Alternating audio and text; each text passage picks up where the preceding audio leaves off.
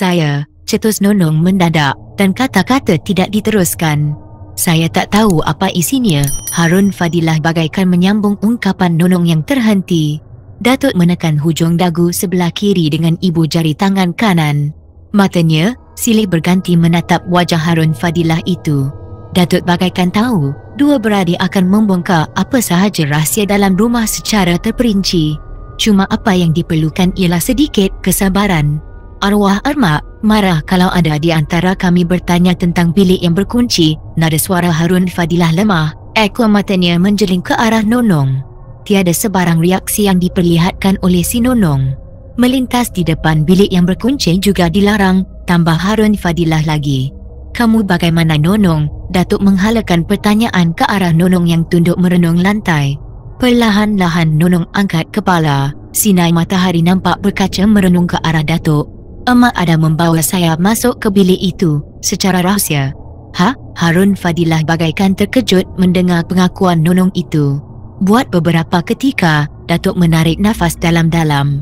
Suasana terasa sepi. Semuanya membatu melayani perasaan masing-masing. Ada apa di dalamnya Nonong? Tanya Datuk. Matanya tidak berkedip merenung muka Nonong. Ada lilin besar mana Nonong? Sebesar peha budak 14 tahun. Tingginya, datang lagi pertanyaan dari Datuk. Kira-kira 2 kaki, jawab Nonong. Selain dari itu apa yang kamu lihat? Nonong termenung, macam ada sesuatu yang cuba diingatinya. Harun Fadilah merenung ke arah saya. Dengan senang hati saya menghadiahkan senyuman buatnya. Dibalasnya dengan senyum tawa. Ada tunggul kayu berbentuk monyet dan bertangan manusia. Di tepi bilik, ada talam tembaga besar. Yang di tengah-tengahnya ada benda berbalut kain 3 warna.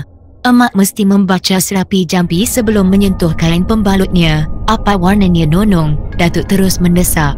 Hitam, putih dan kuning. Macam warna bendera negeri Perak, celah Datuk. Nonong diam. Tidak memberi sebarang komen. Suasana di ruang makan kembali membeku. Saya memang beransur mahu mengikuti kisah selanjutnya hingga akhir. Kecuali Datuk menyuruh saya keluar. Semoga perkara itu tidak akan dilakukan oleh Datuk. Itu doa dan harapan dari hati kecil saya. Bila bosan dengan suasana sekitar, saya halakan pandangan ke halaman rumah dan permukaan jalan raya. Rasa jemu dan bosan segera terusir. Masa bila emak kamu bawa kamu ke dalam bilik rahsia tu Nonong? Pertanyaan Datuk itu membuat saya berpaling ke arahnya. Macam tadi juga, wajah Datuk agak serius. Biasanya waktu tengah malam tu agaknya pukul berapa Nonong? Tekanan suara Datuk bagaikan memujuk. Muka Nonong nampak serius sedikit. Harun Fadilah menarik nafas lega. Senang hati melihat kerjasama yang diberikan oleh Nonong kepada Datuk. Kira-kira pukul 12 tengah malam, emak berada dalam bilik ada masanya sampai pukul 2 pagi. Kalau musim bulan naik, makin kerap emak masuk, terutama masa bulan mengambang. Nonong mula membuka cerita, pasti menarik dan menebarkan. Seluruh perhatian dan pendengaran ditumpukan ke arah Nonong. Apa yang dibuatnya kepada kamu semasa berada di dalam bilik? Susul Datuk lagi. Emak bakar kemenyan, asapnya diusap ke tubuh saya. Barang yang berbungkus dengan kain 3 warna juga diusap dengan kemenyan. Lepas itu emak suruh saya keluar. Dan dia juga mengingatkan supaya jangan menceritakan pada sesiapa pun apa yang saya alami semasa di dalam bilik. Semasa kamu keluar, emak kamu ikut keluar sama Nonong. Tiada jawapan dari Nonong. Dia gelengkan kepala perlahan-lahan. Datuk tanpa putus asa mengulangi pertanyaan yang sama kepada Nonong. Emak memang tak ikut keluar. Dia berada di situ hingga masuk waktu subuh. Apa yang dibuatnya, saya sendiri tidak tahu. Ayah tahu semua tentang perkara ini. Peliknya ayah tidak pula melarangnya. Entah mengapa, ayah patut dan percaya dengan cakap emak. Nonong mengakhiri cakapnya dengan wajah yang merah padam. Mungkin dia merasa malu. Buktinya, Nonong tidak mahu merenung ke arah saya. Harun Fadilah tetap tenang. Barangkali pada hematnya, penjelasan terus terang dari Nonong akan dapat mengatasi masalah yang membelenggu diri Nonong. Datuk segera bangun, berjalan dari sudut ke sudut ruang makan. Harun Fadilah dan Nonong masih berada di tempat tadi. Mereka nampak seperti mengelamun. Entah apa yang berputar dalam kotak otak mereka, tiada siapa yang tahu. Mereka tidak bercakap, malah renungan mata juga berbeza, tidak satu arah. Datuk duduk kembali di tempatnya. "Terima kasih Nonong," suara Datuk merendah. "Keterangan kamu memudahkan aku memilih cara atau jalan menyelesaikan masalah diri kamu. Berusaha dan berfikir memang tidak salah dari sisi agama. Allah yang menentukan sama ada berjaya atau sebaliknya," sambung Datuk dengan tenang. "Lagi apa yang patut kami bantu memanda?" tanya Harun Fadilah sambil berdiri, wajahnya membayangkan sebuah keyakinan bahawa usaha Datuk akan berakhir dengan sebuah kejayaan yang besar artinya dalam kehidupan keluarganya. Begitulah tanggapan Harun Fadilah, tetapi tidak demikian dengan Datuk. Pertanyaan yang diajukan memaksa Datuk mengkerutkan kening sambil menarik dan melepaskan nafas berkali-kali. Seolah-olah membayangkan dia terpaksa menghadapi masalah yang sukar diselesaikan. "Begini Harun," telapak tangan kanan Datuk terkandas di sayap bahu kiri Harun Fadilah itu. "Apa dia memanda?" pintas Harun Fadilah secepat kilat. Datuk tersentak, memang tidak diduganya secepat itu Harun Fadilah memintas cakapnya. Datuk lahirkan rasa kurang senang dengan melagakan gigi atas dan bawah berkali-kali. Sepatutnya Harun Fadilah memberi laluan kepada Datuk untuk menyelesaikan cakapnya dulu. "Maafkan saya memanda," kata Harun Fadilah setelah menyedari kesilapannya. "Tak apa Harun," balas Datuk. "Perkara yang mahu aku tanyakan kepada kakak kamu ini agak peribadi, boleh memalukan dirinya. Jadi aku minta kamu tinggalkan dia bersama aku dan Tama di sini," sambung Datuk. "Tak jadi masalah, silakan memanda." Harun Fadilah segera bangun dan kemudian melangkah tenang, meninggalkan ruang makan. Sepasang anak mata Nonong menyorot langkah adiknya. Datuk berdiri kembali. Macam tadi, dia bergerak dari sudut ke sudut. Akhirnya melabuhkan punggung di tempatnya kembali. Nonong nampak tenang untuk menghadapi situasi selanjutnya di ruang makan. "Tama," anak mata saya terpaku ke wajah Datuk. Ada rasa gemetar dalam hati. "Ada apa Tok? Apa yang kamu dengar ini jangan dihebahkan pada sesiapa pun. Kamu mesti ingat, membuka aib seseorang kepada orang lain dilarang oleh agama. Kalau kamu buat kamu dapat dosa, saya faham, tidak saya hebahkan hal Kak Nonong, sama ada yang baik atau yang buruk kepada sesiapa pun. Walaupun pada adik-beradiknya, dengan tenang saya lafazkan sebuah ikrar di depan Datuk." Ternyata Datuk senang dan gembira dengan ikrar tersebut. Saya tolak ke arah Nonong yang tunduk merenung lantai. Wajahnya nampak cerah. Tadi, semasa Datuk menyuruh adiknya keluar dan mengizinkan saya berada di ruang makan, wajahnya nampak tidak ceria. Tetapi setelah Datuk mengingatkan saya agar jangan banyak mulut dan saya pula berjanji tidak akan melakukan perbuatan demikian, Nonong nampak gembira. Nonong pun angkat kepala. Sepasang anak mata hitam Datuk bagaikan berada dalam kolam mata Nonong. "Ada apa memanda?" terungkap pertanyaan dari Nonong.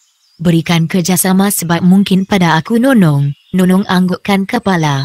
Dengan tenang Datuk memeluk tubuhnya sambil menarik nafas dalam-dalam untuk beberapa saat. Sebelum nafas dilepaskan, Datuk luruskan kaki kirinya.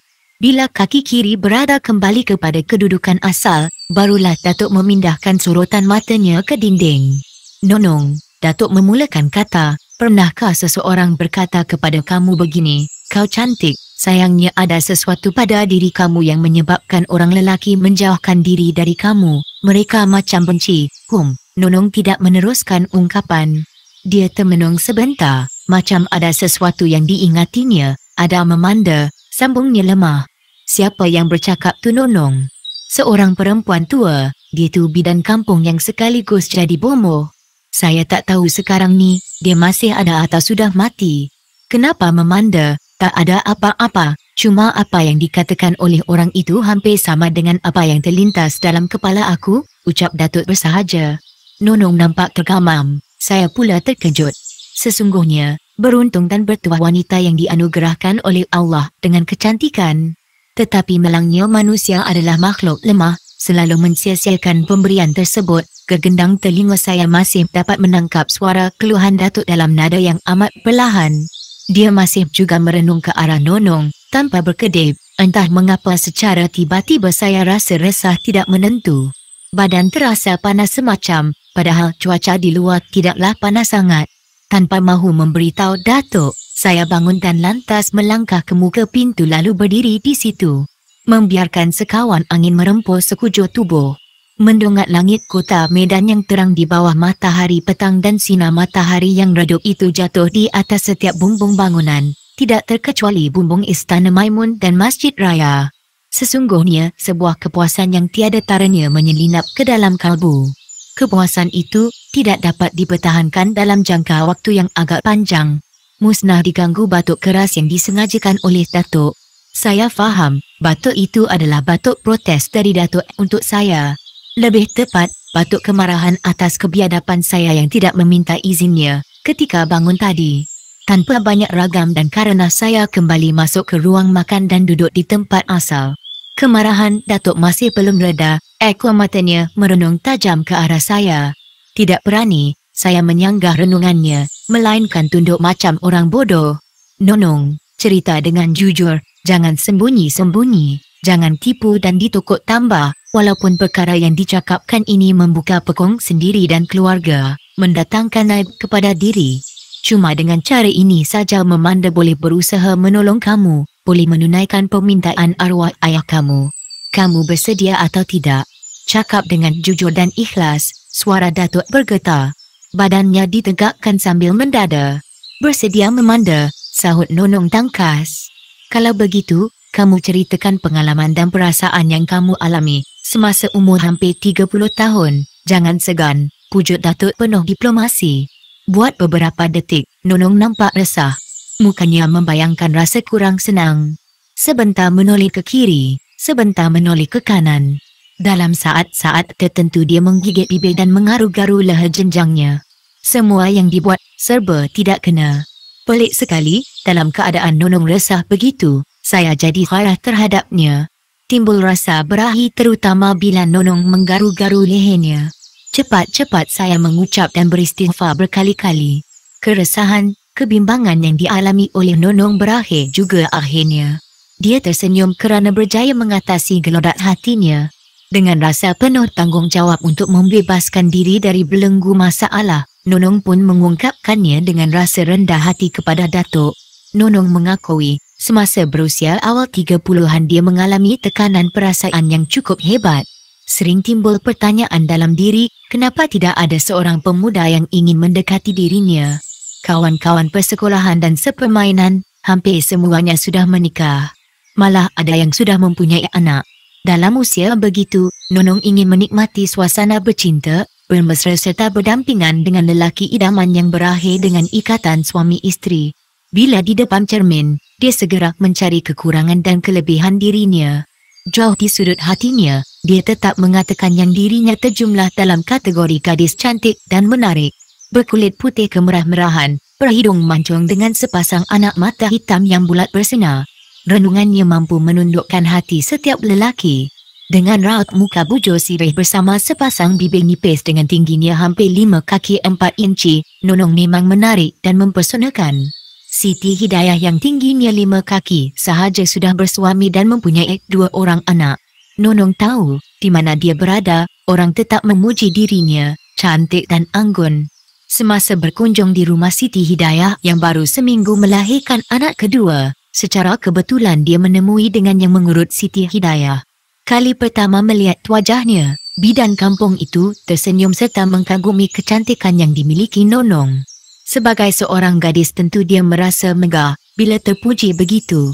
Kemegahan dan kegembiraan itu tidak dapat bertahan lama di hatinya bila bidan kampung itu mengatakan ada sesuatu yang tidak kena pada dirinya. Pada mulanya, Nonong tidak dapat menerima apa yang dikatakan oleh bidan kampung tersebut. Tetapi, setelah Siti Hidayah campur tangan, sedikit kepercayaan mula berputik dalam hatinya. Secara jujur dan ikhlas, Siti Hidayah memberitahu Nonong, dia mendapat suami adalah berkat jasa dan usaha bidan kampung tersebut. Siti Hidayah menyarankan supaya Nonong mengikuti jejak langkahnya. Mandi bunga 7 warna setiap malam. Bedak tubuh dengan bermacam jenis ramuan. Mandi 7 kolah masjid. Satu tugas berat untuk dilaksanakan oleh Nonong. Memang, sejak zaman sekolah lagi, Nonong tidak berminat dalam perkara-perkara yang ada unsur tahyul. Setelah didesak berkali-kali, hati Nonong jadi lembut dan bersedia mematuhi saranan dianjurkan oleh Siti Hidayah. Dia pun buat temu janji mengunjungi rumah bidan yang letaknya agak jauh di hujung kampung, terasing dari rumah para penduduk lain. Dalam pertemuan awal, bidan kampung mengenakan beberapa syarat yang cukup ketat serta pengeras yang cukup tinggi. Jika syarat-syarat itu dipatuhi, bidan kampung yang kaya dengan pengalaman memberi jaminan dalam waktu terdekat Nonong akan menemui jodoh. Terpaku dengan harapan dan jaminan yang dikatakan itu, pantang larang tidak dilanggar, segala syarat akan dipatuhi. Setahun Nonong menanti penuh sabar, harapannya tidak menjadi kenyataan. Tidak ada lelaki mendekati atau masuk meminang. Usia Nonong terus bertambah. Bagi menghilangkan kerunsingan yang membelenggu fikiran dan batinnya, Nonong cuba bergerak dalam badan-badan sosial dengan harapan akan bertemu jodoh. Bila usianya masuk angka 32 tahun, Nonong mengalami goncangan batin yang amat hebat. Dia melihat adiknya mendirikan rumah tangga dengan pemuda kacak yang satu ketika dulu pernah cuba mendekatinya. Goncangan batin itu menimbulkan bermacam-macam reaksi dalam kalbu Nonong. Ada ketikanya dia merasa benci dan marah dengan keadaan sekitarnya. Di waktu yang lain, dia merasa hampa dan putus asa yang amat sangat. Nonong menangis dan mengurung diri dalam bilik. Sebagai anak sulung perempuan, dia lebih dekat dengan ibunya. Tidak hairanlah bila semua masalah yang bersarang dalam dadanya ditumpahkan kepada ibunya. Dan ibunya mendamaikan gelora batinnya dengan ungkapan, belum ada jodoh lagi, rajin-rajinlah berdoa pada Tuhan. Semoga kamu dipertemukan oleh Tuhan dengan lelaki yang baik dan berhati mulia.